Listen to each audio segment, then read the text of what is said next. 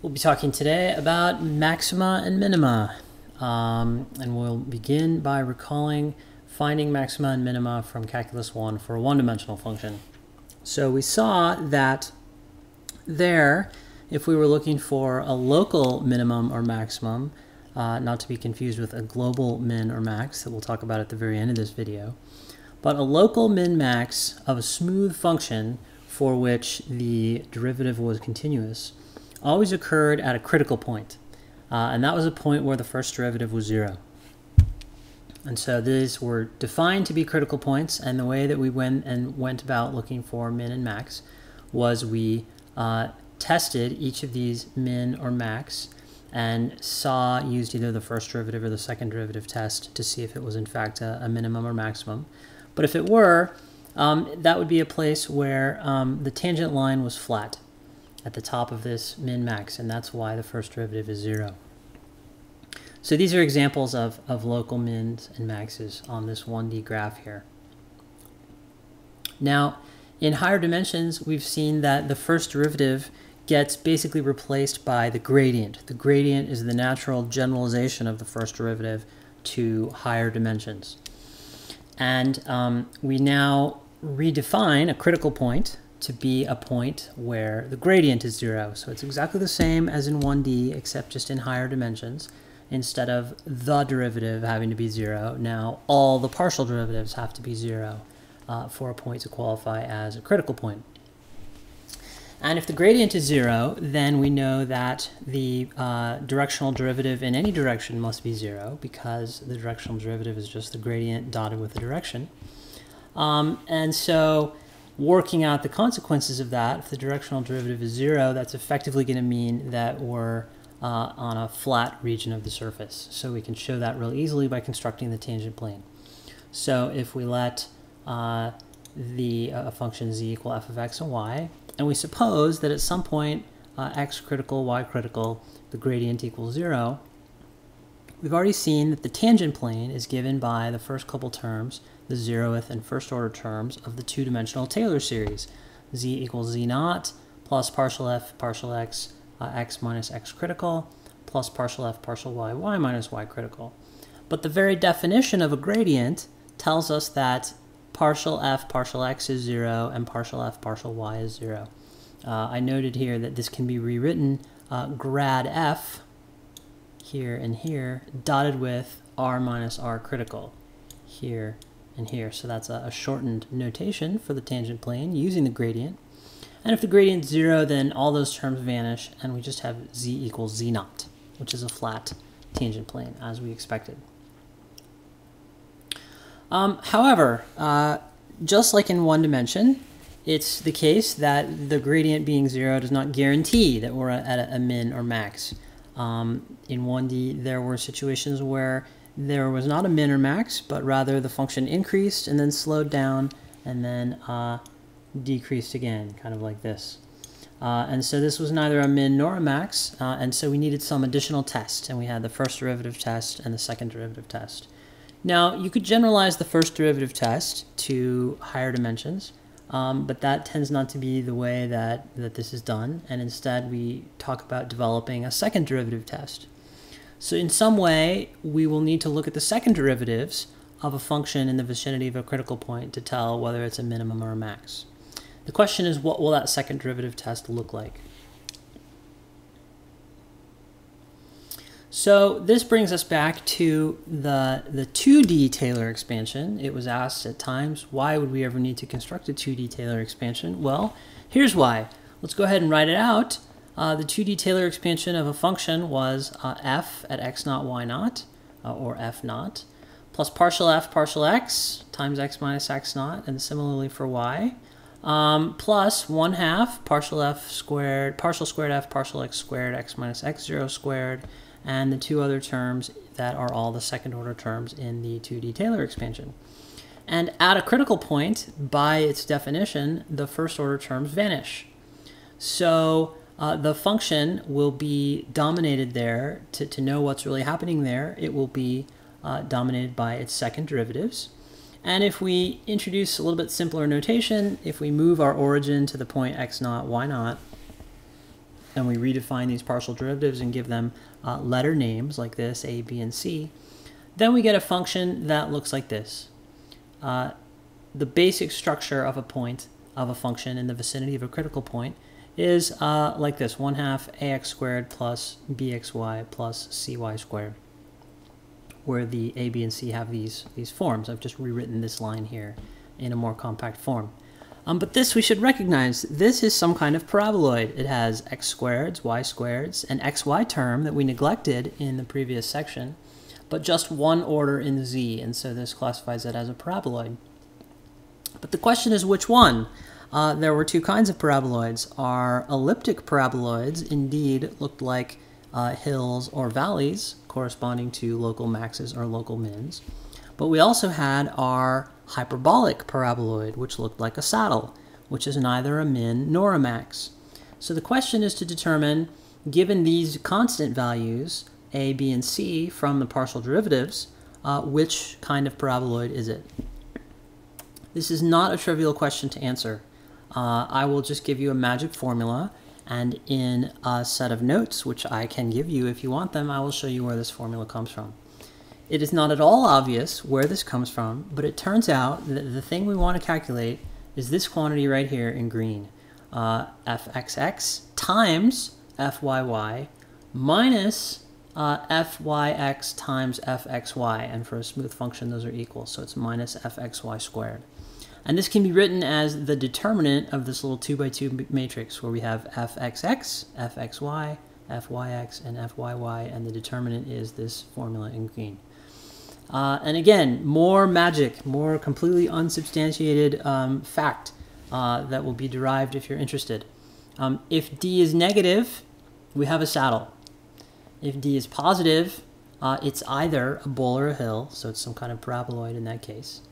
And then to determine whether it's a bowl or a hill, we need to look at just one of the double derivatives, either fxx or fyy.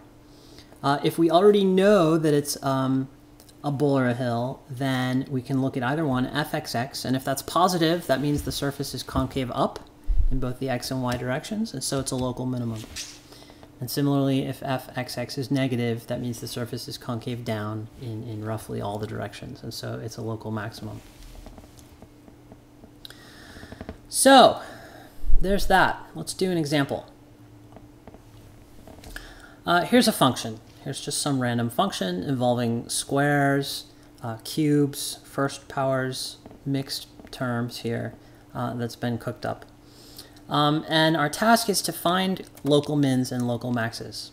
Identify all the critical points and identify whether they're a min or a max. So the critical points will be where the gradient is 0, and the gradient is 0 requires both fx and fy to be 0. So let's go ahead and calculate those. More practice doing partial derivatives. fx is going to be 2x minus 4y, and these terms will contribute nothing. Fy, this term will contribute nothing. We'll get minus 4x plus 3y squared plus 4. And both of these have to be 0 at the same time in order for it to be a critical point. Now in general, this will be a pair of non-linear equations, so not linear algebra. Here we have this y squared term here. But oftentimes one of them can be solved giving a relationship between the variables, at least in book problems. And here we have 2x minus 4y equals 0. That tells us that x equals 2y. So if x equals 2y, we can go ahead and plug that value of x back into the equation for fy. And we get negative 4 times, instead of x, 2y plus 3y squared plus 4 is 0. That can be written in quadratic formula form, at which point we can use the quadratic formula. So y is 8 plus or minus, 8 squared is 64, 4 times 3 times 4, that's 4 times 12, divided by 2a is 6. And that can be simplified down. This is 48, 64 minus 48 is 16, gives us root 16. Which is of course 4, and so that's 4/3 plus or minus 2/3, which gives us the 2 points 2 and 2/3 for y. But then of course x is 2y, and so the 2 points in xy space are 4, 2 and 4/3, 2/3. Okay, so 2 critical points. Now the question is, are each of these critical points, we have to look at them both in turn, is each one a max, min, or saddle? A bull, a hill, or a saddle? So let's go ahead and compute this magic thing d. We have the second derivatives, fxx, that's going to be 2 from up here. Fxx is going to be 2. Fxy is going to be minus 4, which is the same, you'll notice, as fyx, because this is a smooth function, and so the mixed derivatives are equal to each other. Finally, fyy is going to be 6y. So we have those things just listed here. And so we can go ahead and compute d. d is fxx times fyy, that's 12y, minus fxy squared, that's 16. So 12y minus 16. And now it's just a matter of plugging in the points into d to see what we have. So d only depends on y, that's convenient. We can only focus on the y values here. So for the point 4, 2, we have 12 times 2 minus 16. That's 24 minus 16 is 8. So it's either a hill or a valley. And then we look at the second derivative with respect to x, say, and that gives us 2, which is positive. And so this is a local min. We look at the second point, 2/3. We plug that in, multiply it by 12. That gives us 8. Minus 16 is negative 8. So that is negative, and that is a saddle. I tried to give a little visualization of this on another screen. Here we have a 3D surface plot of that function on a given domain. And you can see it's some kind of weird polynomial looking shape. It's not any distinctive shape that you would recognize or be expected to know, but here it is. And the question is, does it have any critical points? And it's not really easy to see looking at this plot here. This plot goes all the way from z equals negative 100 down here to z equals positive 100 up here, and so it's kind of hard to see what's going on, especially at those points 4, 2 and 4/3, 2/3. Those are kind of right here in this little valley, this being the x-axis, this being the y-axis. They're kind of here in this flat area, and it's really kind of hard to see what's going on there, whether there's any flat regions or not. So this is nice, it's pretty, but it's ultimately not the best tool for the job. The best tool for the job turns out to be a plot of level curves, which is called a contour plot. And a lot of mathematical software has the ability to just do that. So I've generated this contour plot here. And for these contours, which have, in green here, indicates that they have really pretty small values, which is here in this valley, we end up seeing structures that remind us of local mins and maxes. So here we have red going to green, indicates that we're getting smaller and smaller values. And here we have a little circle in the middle indicating the local min. That's the one we found. There's a little bit of artifact going on here because the computer only calculates the function at the intersection of these black lines here, and so it doesn't know it everywhere. It's kind of having to estimate in between the lines where these contours lie. But nonetheless, we see clear evidence of a minimum right here. And here you can't really see, you'd have to get two contours at exactly the right height to show an x. But what we have here in this area are one set of intersecting contours and other contours that approach and then go away from that point. It's like right here in the middle somewhere at 4/3, 2/3. And these crossing contour lines are indicative of a saddle. So here with our contour plot, it's not quite as pretty, but we have clear evidence of a minimum and a maximum if we plot our contours at the right heights.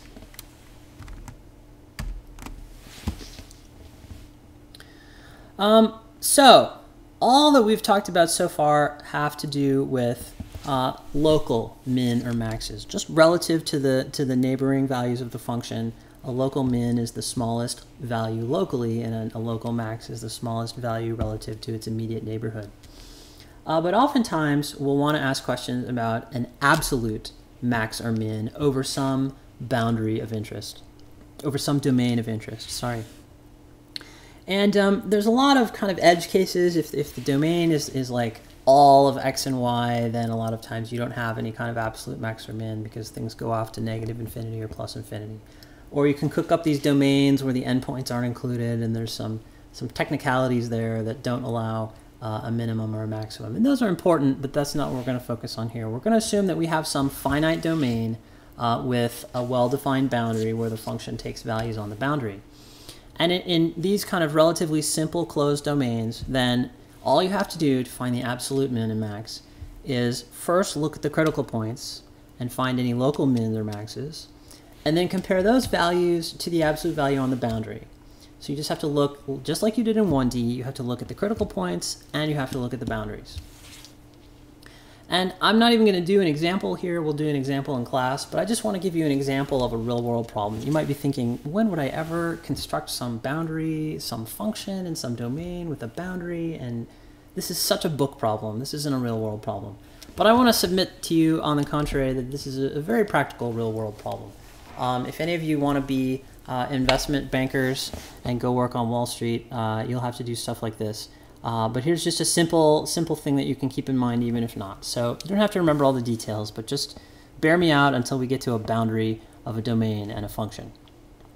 So suppose you're trying to decide what kinds of things to invest in. You've saved a little money, you want to invest, you want to be smart, you don't want to be too risky, and you want to know what is the best way to get a good return for low risk. And you say, I'm willing to invest in bonds and stocks, and maybe you've read some literature and you say, okay, I'm also going to be willing to invest a little bit in commodities. So let's introduce an independent variable x, which describes the percentage allocation to bonds. That could be anywhere between 0 and 1, 0 and 100%.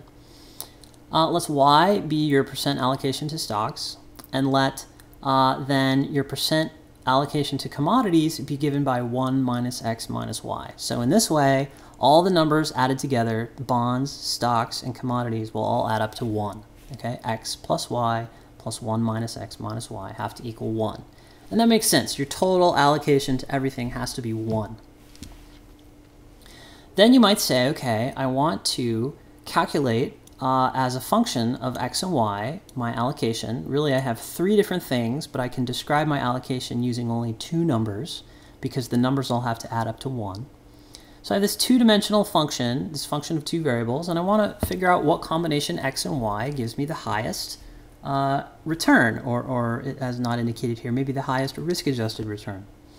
So this is exactly a problem with a closed domain. By necessity of the fact that all of your allocations have to add up to 1, the domain is this triangle. All right? So if x is 1, then there's nothing left for stocks and bonds. 100%, or sorry, for stocks and commodities. Everything is in bonds, and you're right here at this point. This is the 100% bonds point. If instead you have 100% allocation to stocks, then y is 1, and that means x has to be 0. That's right here. You can be anywhere underneath this diagonal line, but you can't be above it, because above that line, x plus y would be greater than 1, and that's not allowed. You can't allocate more than 100% unless you're borrowing money, which is its own set of problems and risks associated with it. But let's not get into that. And finally, x and y can add up to less than 1 if the remainder goes to commodities. So the origin here is x equals 0, y equals 0. And then that means everything's in commodities. So you have this triangle, these allocations to 3 different things, and anywhere inside this triangle is a valid, fully allocated portfolio. So this is just to say that we can't evaluate this function anywhere. We can't look for maxes and mins anywhere. Sure, if you invest way more money than you have, like way out here at x plus y equals 2, then you'll earn a higher return, but that's just because you borrowed money, and that might not be very smart.